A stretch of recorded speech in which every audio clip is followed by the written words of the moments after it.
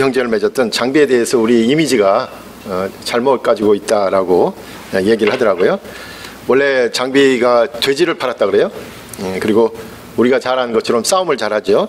그 다혈질이고 술을 잘 먹는 사람. 가만 생각해 보니까 장비 그러면 우리가 손오공에서 누구랑 많이 비슷하다고 생각하겠어요? 저팔계를 생각하죠. 그리고 저 나이 연배에는 그 선전도 있어요. 장비야 뭐 받아라. 그 꼭 생각나요. 그런데 그 장비가 그 총나라죠. 총나라의 입구였던 관문이었던 낭중이라는 도시에 이제 방문을 했는데 그 나라에 가니까 그 도시에 가니까 장비가 아주 그 문장에도 아주 능하고 무엇보다도 잘생겼답니다. 또 하나는 뭐냐면 술을 잘났다 그래요. 우리가 이제 여자들만 하는 거라고 생각하는데 술을 잘났을 정도로 아주 섬세하고 총나라의 관문을 지킬 정도로 유비에게 신뢰를 얻었던 의리의 사나이였다. 이렇게 얘기를 하고 있습니다. 제가 이 얘기를 하는 이유는 뭐냐면 우리가 얼핏 들으면 잘못 아는 경우들이 있다는 거죠. 자세히 알면 그 상황을 보다 더 잘 알 수 있다라는 거예요. 사실 지난주에 제가 말씀드렸던 그 성경 본문은 17장 11절에서 오늘은 12절부터 시작했습니다만 11절까지 하나가 되게 하옵소서라고 예수님께서 기도하신 내용으로 마무리되었습니다. 하나가 된다. 교회에서 하나가 된다라는 건 참 중요한 얘기죠. 그래서 늘 교회는 어떤 곳이다 라고 얘기할 때 네 가지의 그 속성을 얘기합니다. 하나의 거룩한 사도의 보편적인 교회, 이 네 가지가 항상 따라다녀요. 하나의 거룩한 교회다. 특별히 하나의 거룩한 교회.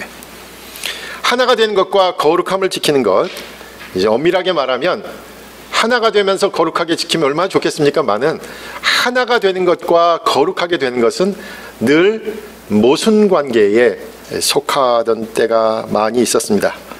한번 생각해 보세요. 교회가 하나가 되기 위해서는 용서하고 기다리고 함께하는 게 필요하겠죠? 반면에 교회가 거룩하게 되려면 어떻게 해야 되겠습니까? 잘못한 것에 대해서 냉철하게 벌을 내리고 과감하게 정리해서 잘라내는 게 필요하겠지요. 그래서 교회사에서도 교회 역사에서도 하나가 되기 위해서 모였던 이른바 공의회, 교회 회의는 끝나고 나면 모이기는 하나가 되기 위해서 모였는데요. 끝나고 나면 이단이라는 이름이 붙은 분열이 생겼잖아요. 나머지를 이단으로 얘기하는 분열이 생겼습니다. 그래서 거룩함을 추구하는 교회에서도 먼저 하나가 되기 위해서는 환대 또는 용서, 관용이 필요하다라고 생각할 수 있습니다. 마태복음 13장 24절에서 예수님께서 가라지 비유를 들으셨을 때도 그렇잖아요. 가라지가 났습니다. 어떻게 합니까? 뽑아버릴까요? 이렇게 하니까 주인이 뭐라 그래요? 가만두어라. 가라지를 뽑다가 곡식까지 뽑을까 염려하노라 라고 말씀하셨어요. 궁극적으로 심판하시는 분은 하나님이시라는 거죠. 그리고 그래서 현실적으로는 어쩌면 우리가 하나가 되는 일에 먼저 집중해야 된다. 이렇게 말씀드릴 수 있을 것 같습니다. 이 얘기는 사실 지난주에 했어야 되는 얘기지만 지난주 맥락에서는 다소 약하게 빠진 부분입니다. 오늘 본문은 예수님께서 제자들을 위한 기도의 후반부라고 얘기할 수 있습니다. 앞부분은 제자란 어떤 사람들인가에 대해서 생각해 본 것이라면 오늘 읽은 12절에서 19절까지는 예수님의 청원이 들어가 있는 기도입니다. 공관복음서에서도 예수님께서 마지막 식사 자리에서 제자들을 위해 예수님께서 기도하신 대목이 나와요. 근데 그때는 독특하게 베드로를 위한 기도만 하셨어요. 누가복음 22장 31절에 나옵니다. 예수님께서 베드로에게 이렇게 말씀하십니다. 시몬아 시몬아 보라 사탄이 너희를 밀가부르듯 하려고 요구하였으나 그러나 내가 너를 위하여 내 믿음이 떨어지지 않기를 기도하였노니 너는 돌이킨 후에 내 형제를 굳게 하라 라고 기도하셨어요. 근데 누가복음에서 바로 그 기도처럼 실제로 베드로를 위한 기도는 그대로 이루어진 것을 우리가 알죠. 베드로가 배반한 후에 회개하고 돌이킨 후에 신앙 공동체, 교회를 위한 베드로의 활동이 바로 그 기도대로, 예수님께서 베드로에게 하셨던 그 기도대로 이루어진 것을 우리가 알고 있습니다. 요한복음은 바로 그 시각에서 이제 요한복음에서의 이 기자는 예수님의 기도가 제자 모두를 향한 기도였음을 밝히고 있습니다. 베드로를 향한 기도가 그대로 이루어진 것처럼 이제 예수님께서 제자 모두를 위해 기도를 하셨는데 그대로 이루어질 것이란 암시를 강하게 하고 있는 것입니다. 그러니까 제자들을 위한 예수님의 기도는 오늘 본문 순서대로 보면 세 가지 정도가 나타나죠. 첫째는 예수님께서 기도하시는데 제자들이 자신의 기쁨을 갖게 해달라고 기도하고 계십니다. 자신이 갖고 있는 기쁨을 갖게 해달라고 기도하셔요. 13절에 나옵니다. 지금 내가 아버지께로 가오니 내가 세상에서 이 말을 하옵는 것은 그들로 내 기쁨을 그들 안에 충만히 가지게 하려 함이니이다 라고 기도하신 부분에 나타납니다. 그렇다면 주님께서 제자들을 위해 간구하신 기쁨은 무엇인지 알 필요가 있겠죠. 예수님 자신의 기쁨인데 이것을 제자들도 함께 공유하기를 원하신 것입니다. 그 기쁨은 바로 예수님께서 하나님의 일을 하면서 누렸던 기쁨일 것입니다.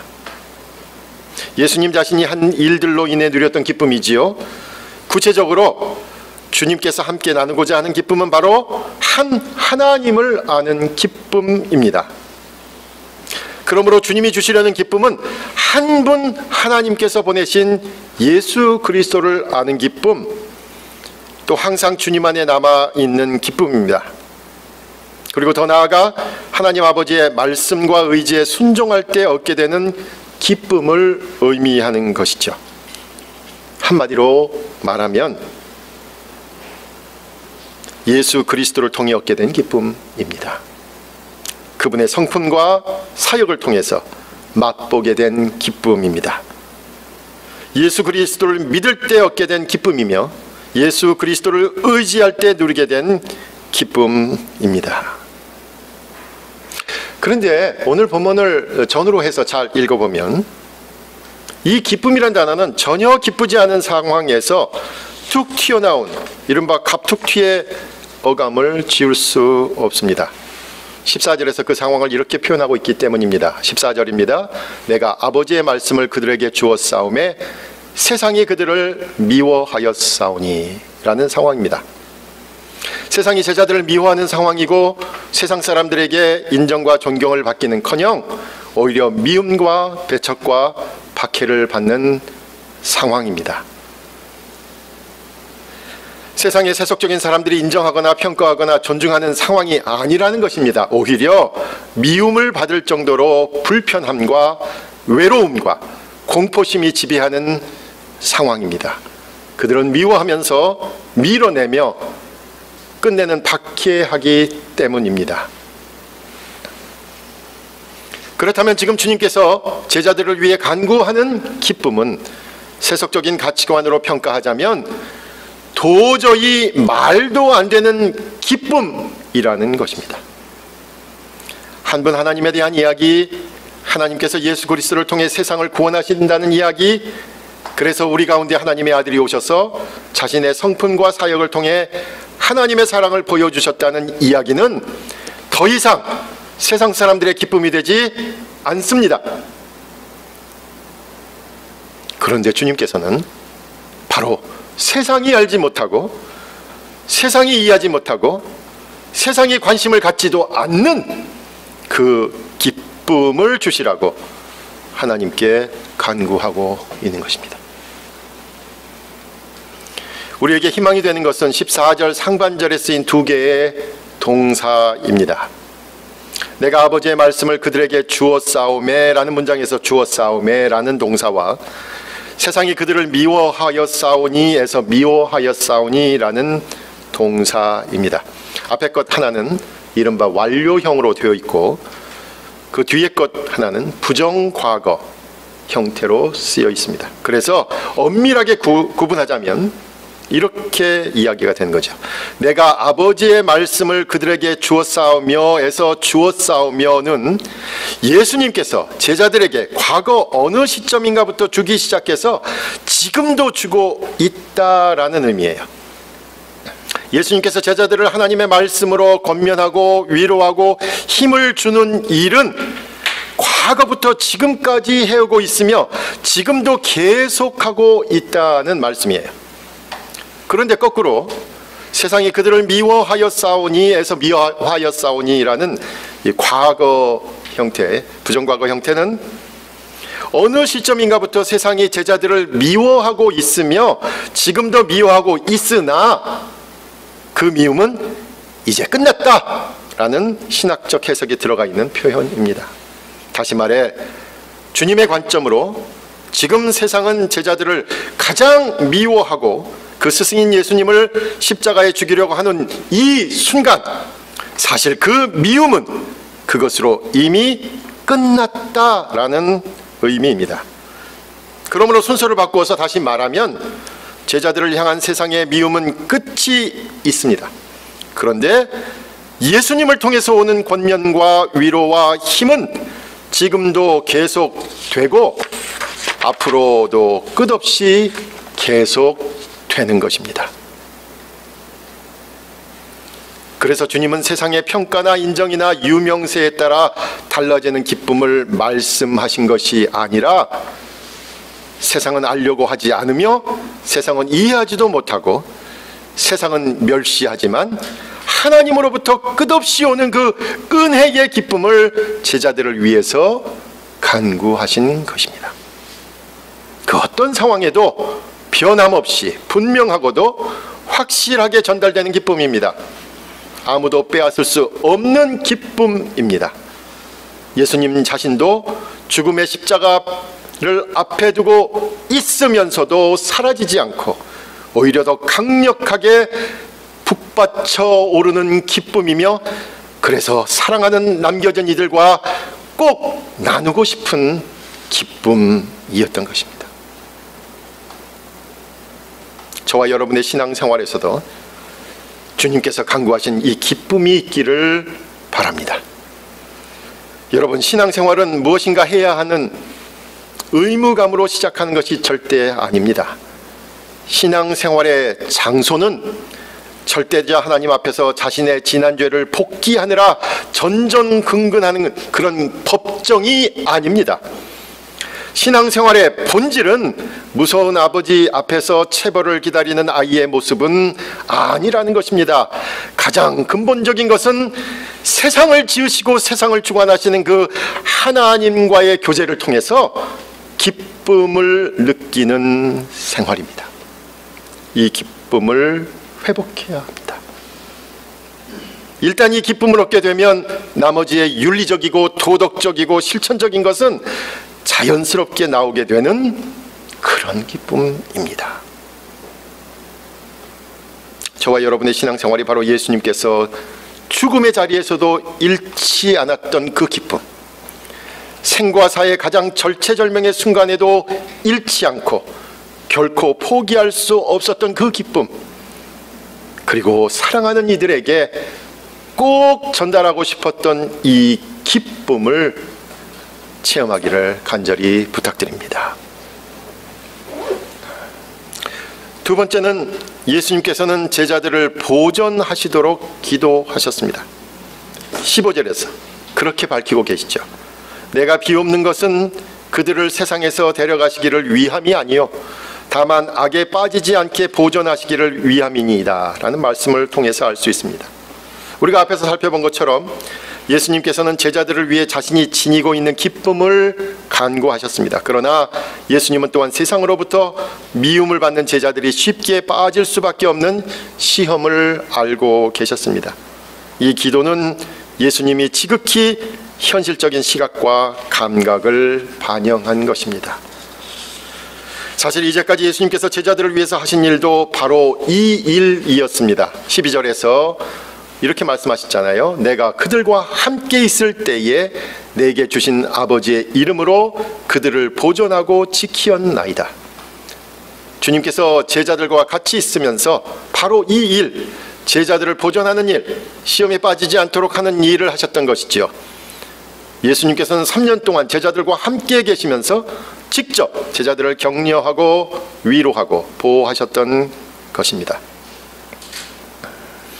사실 예수님처럼 제자들도 함께 세상을 떠나버린다면 걱정할 것이 없을 것입니다. 그러나 내가 비옵는 것은 그들을 세상에서 데려가시기를 위함이 아니라라고 분명하게 말씀하셨습니다. 그러므로 세상에 남은 이들에게 있을 일을 아시고 그들이 직면할 일들을 진지하게 바라보신 것입니다.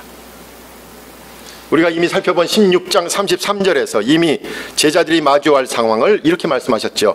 세상에서는 너희가 환난을 당하나, 정확하고 분명한 예측을 하신 것입니다. 그러므로 예수님께서 떠나신 후에 제자들은 환난의 한가운데 시험이 드는 상황에 놓이게 됩니다. 그래서 자신의 신앙을 지키는 것뿐만 아니라 더 나아가 그들의 가장 기본적인 삶 자체를 한순간도 지속하기가 어렵고 위태롭고 힘든 상황에 처하게 된다는 것입니다. 그래서 이제 예수님께서는 그 제자들이 처할 위태로운 상황을 너무나 잘 아시기에 아버지 하나님께 간구하시는 것입니다. 지금까지 자신이 함께 있을 때에는 바로 옆에서 직접 그리고 언제나 듬직하게 다정한 목소리로 제자들을 격려하고 위로하고 보호했지만 이제는 자신이 보이지 않는 상황을 맞이할 사랑하는 제자들을 위해서 간구하고 계신 것입니다. 하나님께서 직접, 자신은 보이지 않지만 이제 하나님 아버지께서 직접 이 사랑하는 제자들을 제발 온전하게 보존시켜 지켜달라는 기도, 그래서 너무나 진솔하고 간절하고 애절한 기도입니다. 이 미움과 환난은 14절에 나오는 것처럼 주님께서 세상에 속하지 않았기 때문에 오는 것이지요. 그리고 그분을 따르는 제자들도 세상에 속하지 않았기 때문에 맞이할 상황입니다. 특히 요한복음은 반복해서 예수님께서 세상이 아니라 위로부터 오신 분이라는 사실에서 그 이유를 찾고 있습니다. 세상에서의 상식이나 셈법의 범주를 넘어서는 영역에 속한 분이 바로 예수 그리스도시고, 제자들은 그 주님의 세계관을 공유하기에 미움과 환난은 당연합니다. 그런데 더 힘들고 역설적인 상황은 무엇입니까? 제자들의 삶은 이 세상에서 이해하지 못하는 사람들로 둘러싸인 이 세상에서 지속된다라는 거예요. 세상에 속하지 않으면서 세상에 있습니다. 그래서 미움과 환난도 있는 것입니다.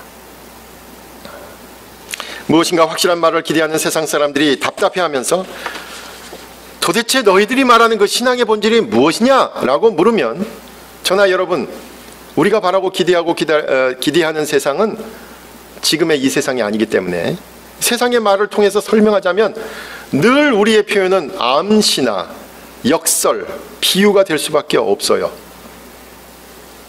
그래서 세상의 상식과 셈법으로 접근하는 방식에 마주해서는 그리스도인들도 설명하다가 뭔가 같은 장단의 이야기하다가 시험에 들어서 결국 악한 일에 쉽게 휩싸일 수도 있다는 겁니다. 그래서 아버지 하나님께서 우리와 늘 함께 하시도록 예수님께서 기도하신 겁니다. 바로 항상 하나님께서 함께 하신다는 것, 우리가 잘 아는 것처럼 임마누엘을 간구하신 것입니다. 어제 우연히 제가 알고 있는 어떤 그룹에서 단톡방에 메시지가 떴어요. 박순경 교수님이 어제 소천하셨다라는 메시지를 들었습니다. 예, 이대 명예 교수이시죠.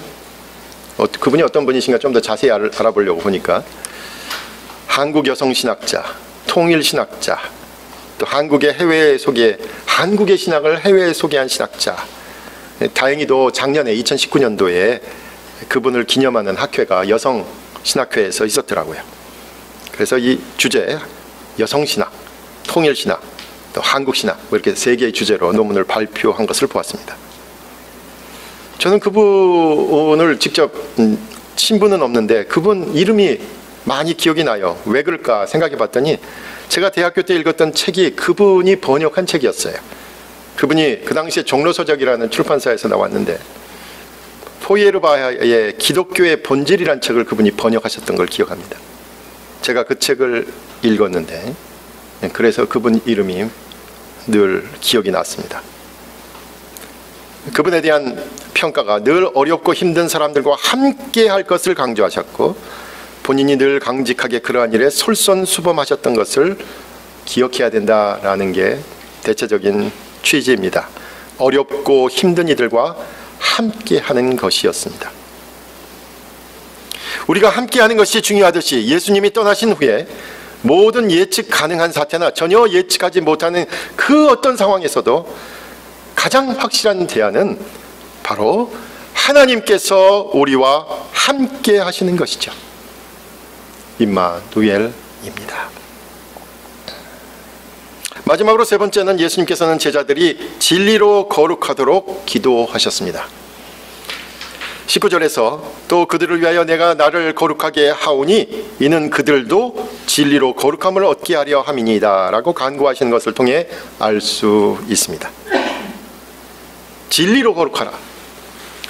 진리로라고 하니까 이게 참 많이 이제 모호해져요. 그죠? 진리 안에서라는 뜻입니다. 본문 18절을 염두에 두면 진리가 되는 하나님의 말씀 안에서일 것입니다. 더 자세히 설명하면 예수 그리스도의 성품과 사역을 통해 드러난 진리 가운데라고 말할 수 있고요. 다르게 표현하면 예수님을 통해 나타난 하나님의 사랑과 영광을 위하여 진리로 이렇게 말할 수 있을 거예요. 그러면 거룩하다라는 말을 살펴보기 전에 오늘 그 19절의 맥락에서 살펴보면 예수님께서는 자신의 거룩함을 말한 후에 예수님 자신의 거룩함을 말한 후에 제자들의 거룩하심을 간구하는 것에 주목해야 되겠죠. 예수님께서 거룩하게 되신 것과 이제 마지막 십자가의 길을 가신 것을 보면 거룩하게 되는 것은 순교를 위한 것인가? 라고 물을 수 있습니다. 실제로 교회 역사에서 순교는 가장 거룩한 행동으로 평가되기도 했습니다. 그런데 예수님께서는 반복해서 지금 제자들을 세상에서 데리고 가시는 것이 아니라고 말씀하시잖아요. 그러니까 여기서 말하는 제자들은 오히려 여기 남아서 예수님이 하시던 일을 계속하도록 준비시켜야 한다라고 추론할 수 있죠. 그렇다면 제자들의 거룩함은 어떤 의미냐? 바로 제자들이 앞으로 할 사역을 위한 것임을 알 수 있어요. 우리가 거룩하다 그러면 깨끗하다라는 뜻으로 대개는 해석하는데 깨끗함을 넘어선 그 다음 단계라고도 얘기할 수 있고 다른 차원의 이야기를 하고 있습니다. 왜냐하면 이미 예수님께서는 제자들을 깨끗하다라고 몇 번 말씀하셨어요. 13장 10절에서 예수님께서 제자들의 발을 씻기시면서 너희가 깨끗하나 다는 아니니라 가룟 유다 말씀하실 때 너희가 깨끗하다라고 말씀하셨고요. 15장 3절에서도 포도나무의 비유를 드시면서 너희가 내가 일러준 말로 이미 깨끗하여졌으니 라고 깨끗하다라는 표현은 하셨어요. 그러므로 오늘 본문 19절에서 제자들을 거룩하게 하시라는 기도는 결국 새로운 과업을 맡기신다라고 해석되어야 합니다. 제자들에게 새로운 과업에 대한 준비를 부탁하신 기도인 것이죠. 제자들은 예수님께서 떠난 상황에서 이제 사도라는 이름으로 사도적 과업을 위해 성별되는 것입니다. 예수님께서 이 기도를 통해 제자들이 거룩하게 되어 자신이 하시던 일을 예수님이 하시던 일을 제자들도 계속하기를 염두에 두신 기도인 것입니다. 이제 제자들이 하나님의 사랑을 드러내는 일은 예수님께서 먼저 복종과 죽음으로 그 길을 가셨기 때문에 제자들의 사역은 분명히 승리한다라는 강한 암시가 있습니다. 그래서 예수님께서 이미 16장 33절에서 담대하라 내가 세상을 이겼노라 라고 당돌할 정도의 선언을 하신 것입니다. 그러면 이제 앞에서 살핀 악에서 구하옵소서 두 번째 내용이요 라는 기도를 통해 알 수 있듯이 제자들이 마주할 세상에서 예수님을 통해 드러난 하나님의 사랑을 전하는 일은 절대로 악한 일이 될 수 없는 것이 분명합니다. 세상은 알 수 없는 기쁨과 세상은 이해할 수 없는 사역이지만 그것은 세상의 상식과 셈법을 넘어서는 것입니다. 넘어선다는 게 중요합니다. 넘어서는 것입니다. 세상의 상식에 범주에도 못 미치는, 세상 사람들도 그런 것 하지도 않아요. 그런 몰상식이 아니라는 거예요. 세상의 상식의 범주에도 못 미치는 야망이나 욕심이 아닙니다. 세속적인 사람들이나 바라는 자신의 기득권을 지키기 위한 것은 더더군다나 아닙니다. 그리고 세상 사람들을 위험에 빠뜨리는 어처구니 없는 행동도 절대 아니라는 말씀입니다. 만약에 누군가 자신의 야망과 욕심을 투영한 신앙을 가지고 있다면 그것은 제가 앞에서 얘기한 포이에르 바하가 아주 냉소적으로 기독교의 본질이라고 말했던 욕망의 투영으로서의 종교를 따르고 있는 것으로 남고 말 것입니다. 그렇게 가지 말아야 하겠죠. 어쩌면 그와는 정반대로 예수 그리스도의 기도는 거룩하게 된 제자들도 예수님의 죽음과 순교의 자세를 가져야만 주님의 사역을 계속할 수 있다는 묵직한 암시가 깔려 있습니다. 그래서 많은 사람은 가지 않으려는 길입니다. 그러나 그 길에 들어서면 저와 여러분이 가장 간절히 바라는 하나님의 뜻과 의지를 이해하는 말로 할 수 없는 큰 기쁨이 있습니다. 그리고 세상 사람들은 이해할 수 없는 그 기쁨을 누리는 이들을 하나님께서 보존하시고 결국은 진리 안에서 거룩하게 하시겠다는 하나님의 확실한 약속을 분명히 듣고 느끼고 체험하게 됩니다. 요즘 그 재방송을 많이 하던데 재방송된 프로그램 가운데 필리핀 의료 선교사로 활동하셨던 박누가라는 의사 선생님에 대한 이야기가 잠깐 나오더라고요.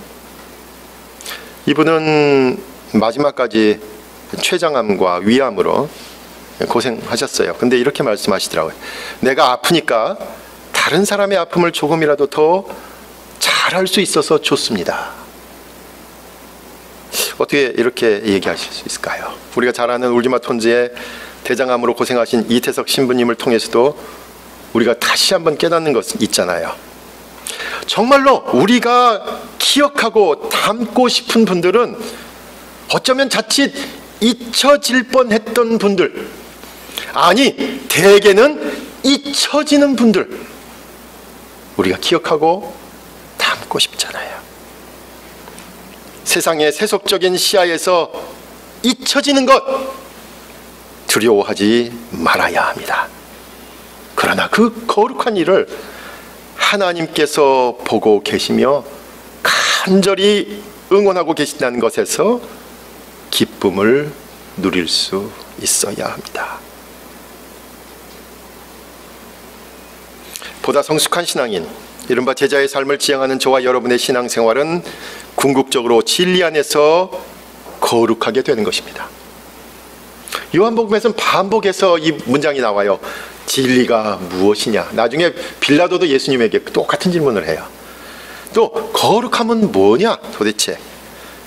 늘 신학적이고 교리적인 논쟁을 일으키는 질문입니다. 그런데 어쩌면 이것은 논리적인 이해의 범주가 아니라 오히려 저와 여러분이 어디까지 그리고 어느 정도까지 자신의 것을 내놓을 준비가 되어 있느냐라는 질문에 달려 있다라고 말할 수 있습니다.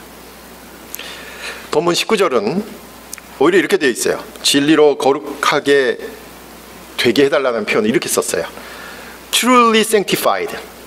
영어로 표현되어 있어요. 진정한 거룩함. 진정한 거룩함. 바로 자신의 희생에 달려있다. 우리가 그 아무리 거룩함을 얘기하고 거룩한 척, 그렇게 근엄한 척 걸어도 자기 것을 내놓지 않으면 거룩한 게 아니죠. 다음 주에 우리가 이제 연합으로 예배를 드리기로 했습니다만 종교개혁주의를 기념해서 같이 드립니다. 그래서 제가 오늘 따로 말씀드리지는 않지만 바로 이 정신이 종교개혁의 정신일 것입니다. 개혁의 칼에는 남의 것만이 아니라 자신의 것도 개혁의 대상이 되어야 진정한 개혁이 되겠지요. 근데 우리 개혁 그러면 칼을 휘둘러 가지고 남을 자를 생각만 해요. 자신의 목도 내놔야 개혁이 되겠죠. 예.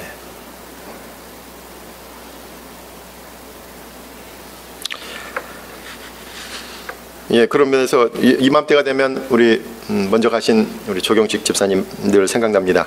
예, 늘 지금도 기억나는데 설교 끝나면 독일어 성경을 매번 읽으셨던 것 같아요. 그래서 아주 철저하게 내용을 이해하고 실천하시려는 분이었다라고 기억이 됩니다. 말씀을 정리합니다. 주님께서 마지막 순간에 제자들을 위해 기도하신 것처럼 주님의 기쁨, 주님의 보호하심, 그리고 주님의 거룩하심에 함께 참여하는 저와 여러분이 되시길 간절히 부탁드립니다. 기도하겠습니다. 이게 같이 해주세요. 그 15절 말씀에, 그러니까 예수님이 기도할 때 이제 제자들이 하나님께 기도할 때 그들을 세상에서 데려가기를 위하면 다만 악에 빠지지 않게 보존하시기 위함이니다 이렇게 말씀하셨는데요. 혹시 이 시대 상황에서 예수님이 제자들이 빠지면 좀 안 되겠다고 생각하는 그런 악이 어떤 게 있을 수가 있을지, 그리고 또 만약에 예수님이 지금 우리를 위해서 기도를 하신다면 우리가 이 시대에 빠지면 안 될 그런 악을 어떤 거를 생각하시면서 예수님이 기도를 해주실지 그런 부분에 대해서 좀 얘기를 해주시면 좋을 것 같습니다.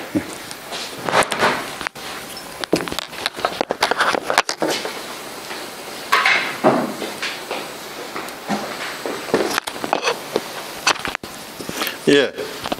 근데 왜 저기 그 출판사 이름은 뭘로 했냐고 안 물어보시네. 지난주에 출판사 냈습니다. 월요일날.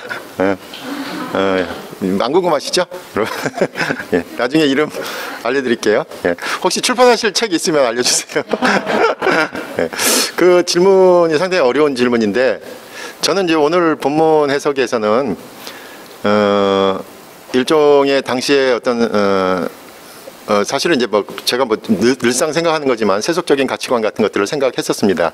예, 그래서 계속해서 하늘에 속하신 분, 땅에 속한 사람들의 미움, 또 환란, 이런 얘기이기 때문에 결국은 우리가 하늘에 속해 있다라는 것. 그래서 세상 것을 바라보면 결국은 시험에 빠지고 악에 빠질 수밖에 없다라는 내용이었던 것 같아요. 엄밀한 의미에서 보자면 이제 그 전후로 사실은 가룟 유다 얘기를 제가 뺐는데 거기서도 보면 가룟 유다 얘기를 언급하셨거든요. 그러니까 어떤 가룟 유다가 생각했던 예수님의 모습은 아니었던 거죠.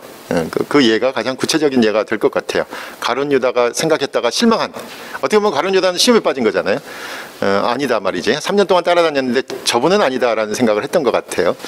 그런 부분이 추상적이지만 그럴 수 있을 것 같다라는 생각을 하게 됩니다. 또 하나는 교회와 관련해 가지고 제가 처음에도 좀 생뚱맞지만 11절에 나왔던 하나가 되게 하옵소서라는 본문에서도 하나가 되는 것과 거룩하게 되는 것을 우리가 너무 상투적으로 쉽게 얘기하는 경향이 있어요. 그래서 교회는 하나가 돼야 돼 하면서 모든 것을 용납해 버리게 되고 또 한편에서는 교회는 거룩해야 돼 그러면서 아주 냉정하게 이렇게 잘라내는 모습들이 있거든요. 사실 이 두 개가 함께 하기는 참 어려운 단어예요. 교회의 본질을 설명할 때도 하나의 거룩한 교회, 하나의 거룩한 교회 되려고 하다가 맨날 쪼개지고 2단 생기고 3단 생기고 그랬거든요. 그러니까 사실 이 교회 안에서 하나가 되는 것이 말처럼 쉬운 건 아닙니다. 그러니까 근데 저는 오히려 본질적으로 거룩함을 추구하다가 사람을 잃는 것보다 그것은 하나님께 맡기고 최종적인 판단은 하나님께 맡기고 우선은 우리가 하나 되는 일에 하나 되는 일에 함께 했으면 좋겠다라는 생각을 하게 되었습니다. 예. 그리고 간략하게 정리하면 기쁨, 그 다음에 보호하심, 거룩하심, 이 단어가 그렇게 생각이 되는데 결국은 예수님께서 마지막으로 유언처럼 남기신 말씀이잖아요.